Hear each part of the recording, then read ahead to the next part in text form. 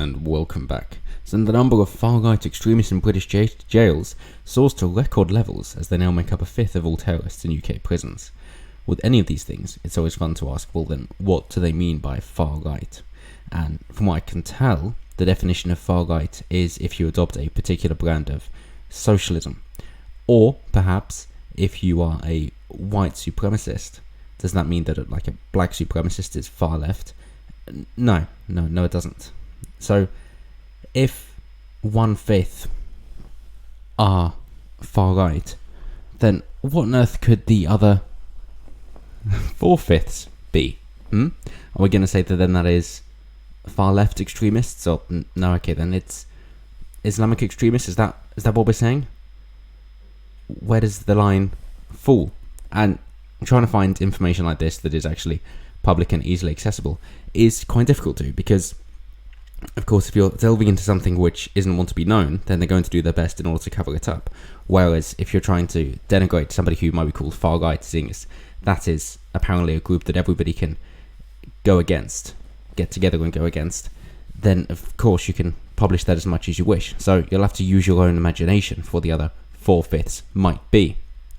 But they say a total of 42 of the 209.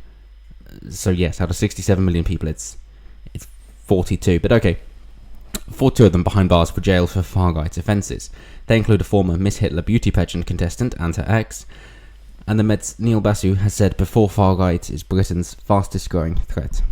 Sorry, he said before far-right is Britain's fastest growing threat, which isn't necessarily true, because where focus goes, energy flows, which is to say the resources as well, when it is a state-run operation like this.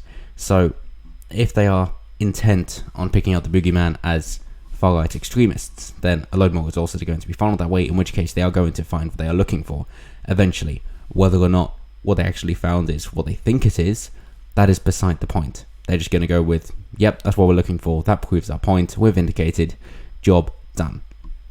So they say it is a rise of 18% on the previous year, and comes after a number of cases where schoolboys and teenagers have been prosecuted over far-right terror. Now, you see, the government has to be seen to be doing something, and of course they have to be seen to be doing something against foiling terror plots. And although it's supposedly a conservative government, they're not a very strong conservative government, so if they're trying to go after actual socialists, then there's going to be a lot of pushback against them. So they've got to find somebody that they can go, okay, well, yeah, you're going to be the scapegoat to enable us to actually look as if we're doing something and not face a lot of pushback for jailing you.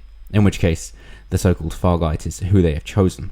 As I say, they are, from what I can see, just identitarians, insofar as they're going with anti-Semitism and that they liked the socialist policies of Adolf Hitler with his 23-point plan. Things like gun registries, progressive tax rates, greater state responsibility of child's education, a broader pension plan, all these sorts of things. Oh, and greater investment in infrastructure, of course. That you go through these policies and you think, well, no, I'm still not seeing where the far right idea comes from. I'm not seeing it at all. He never said that himself, of course. So I bring it up every time, and I will continue to do so, until I can see where any semblance of a right-wing ideology can be drawn from this. If you're trying to suggest that the right-left dichotomy is actually accurate, then with the policies laid out, you have to agree that not only did he say he was a socialist, but he was. And if you're trying to say we'll close borders, what about the anti-fascist rampart built in Berlin, which was, of course, the Berlin Wall? And that was built by the communists because they were quite nationalistic and they needed their satellite states as a breathing room, if you will, between the USSR and the rest of the West. So, what's the point? Is it the difference between imperialism and revolution? It's just linguistics. Surely the policies are actually the same. So, the increase comes against the backdrop of Met Assistant Commissioner Neil Basu insisting far-right extremism was Britain's fastest-growing terror threat. Critics argue police are disproportionately targeting far-right terrorism as a pretense to appease the hard left. Quite obviously, yes. We're not saying that terrorists are good people, obviously not. But it is interesting to see which ones they target and on what grounds they go after them. So, we've got people who are guilty of belonging to terrorist groups. They used encrypted chat groups on Telegram called Triple K Mafia, reference to the Ku Klux Klan, and Inner Circle to continue their activities. As of yet, we haven't seen anything here. Okay. Cutter, who entered a beauty contest as the Buchenwald Princess, in reference to the Second World War death camp, was today jailed for 3 years, while Jones was handed a 5.5-year sentence. Okay. So, the other thing that gets me is, isn't far right supposed to be very nationalistic? As in, taking patriotism too far. Well, on what planet is someone being an ardent nationalist if they're supporting a different country? I'm not quite seeing that. I'm really not. In fact, they're supporting a country which had policies which put it at war with the country which they're being nationalistic of. It just doesn't follow at all. There is nothing here that at all makes sense. It's just the label slapped on it and that's it. So Paul Dunleavy was jailed for 5 years in 2020 for preparing for acts of terrorism when he was just 16. Right, okay. He admitted 9 counts of possessing terror manuals and also had videos of the New Zealand terror attack in 2019. So, how much of this can be passed off as academic research? Well, police found his phone had more than 90 documents on firearms. Okay. Explosives. Okay. Military tactics. Right. Extreme right-wing online material and the online conversations. So all we've got is the online conversations. Otherwise, you want documents on firearms? Yeah, why not? I don't see a problem with that. It's good to learn things, surely. Explosives, same thing. Not seeing an issue there. It's worthwhile knowing about things, especially if you are having fun or experimenting with items, stump remover and the like, and you don't want to get yourself hurt or anybody else hurt. You need to know what to avoid. Fair enough. Or perhaps that you do intend to have a career in the military, for example, and therefore you want to do some background reading. Okay. And military tactics as well. What about The Art of War by Sun Tzu? Is that now not allowed? And extreme right-wing online material. Are we not allowed to read into it in order to not repeat the mistakes of the past? Is that not okay? Is that not encouraged? Is there not a reason that Mein Kampf is still published? No? So it's just the online conversations.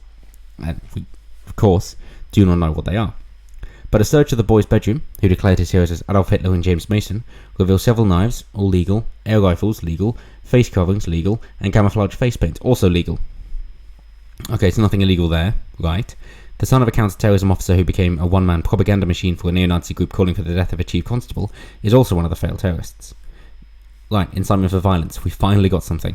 Luke Hunter 23 was described as a white supremacist influencer promoting racial hatred and mass murder online to hundreds of followers. Racial hatred, not a crime, depending on how it's done in the UK though. Fair enough. It shouldn't be. And mass murder, right, yeah, cool.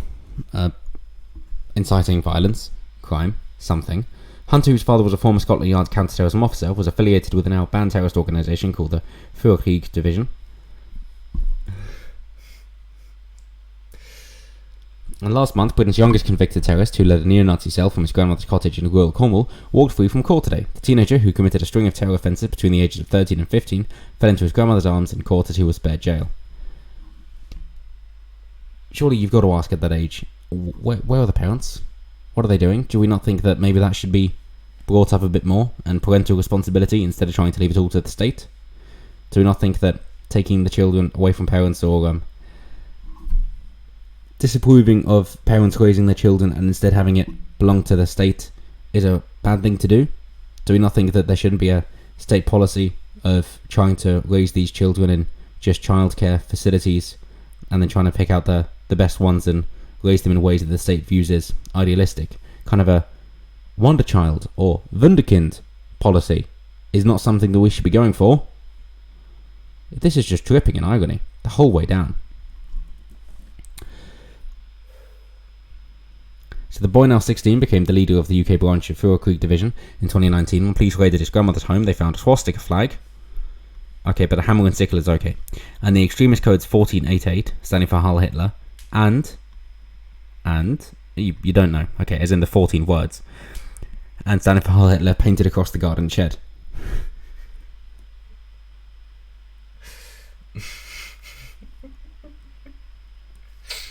Oh, we're dealing with a badass over here. He's got 4 numbers on his garden shed. Stay back, guys. So, reading on. Dean Hayden, the senior national coordinator for counter-terrorism policing, said of the fraud plots, "These statistics tell me 2 things. Firstly, we're looking in the wrong place. Firstly, that despite facing unprecedented challenges brought about by the pandemic, brought about by your own bloody government that can pick and choose how it enforces things, so don't bring me that shit. Counter-terrorism policing continue to keep the public safe by stopping the government, by making 185 arrests across more than 800 live investigations, stopping 3 possible terror attacks in the process." To me, this all just reeks of horseshit. It really does, in its entirety. So, what are these people trying to push for, which is so bad? Oh, an overbearing government. Right, and what kind of thing would that do? It's like, I would say that it's unclean, unhygienic, trying to deal with the dirty things and get rid of them, and also lock up people that are dissidents. Right, isn't that exactly what you're doing though? This is projection at its finest.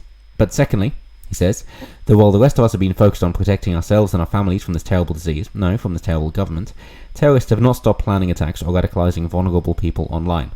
Well, wasn't the whole idea to force people online and then just to curate what they hear and can see so that they can only agree with you, so that they're not exposed to freedom of speech, ideas, and dissent? Wasn't that the entire point? To stop people from being able to socialize in places like pubs and have the free exchange of ideas, and instead just hammer people into echo chambers? I guess your plan hasn't worked quite well enough yet, so instead you're going with a heavy hand of the law. Perfect. However, Colonel Richard Kemp, who has contributed quite a lot after his, 26-year career, including to places like Breitbart News, for what it's worth, but not The Guardian. Definitely not The Guardian. Told the Mail Online last June, the authorities know full well that the far-right extremism is not a major threat in the UK. No, 42 people. The reason that it is often spoken about and discussed is that it's because it is a way of appeasing the sort of people that do want to do damage to the UK, like Islamic terrorists and to a lesser extent the hard left. Yeah, fair enough. Let's not make the hard left worse than they are. Let's just say it as it is. Of course, they're a growing threat, but for the time being, manageable. Until, of course, they infiltrate every aspect of academia and government, at which point you get national lockdowns. Oh, I think you're a bit late to the party there, Colonel. He continues, obviously we've seen far-right people doing some terrible things, but it's not any way comparable to Islamic Jihad or similar to that. And he just goes on to say exactly common sense things. That obviously does need to be monitored, but it shouldn't cause resources to be diverted from more important priorities. Yep, exactly. It's like, of course it's a problem, and I'm not saying that it isn't, but we shouldn't be putting resources there at the expense of other extremism. Yeah, completely fair point. Very much so. But it's difficult to try and find sane voices and get the support for them that they need in times like this, when, as I say, you can find a scapegoat and just say, well, they're bad and we're clearly doing something good, so you should support us more. So was this really much ado about nothing? Pretty much yes. Was this just trying to find people to balance out the numbers in order to try and prove a political point? Most definitely yes. Have they done anything at all in order to define far right? Not in the slightest.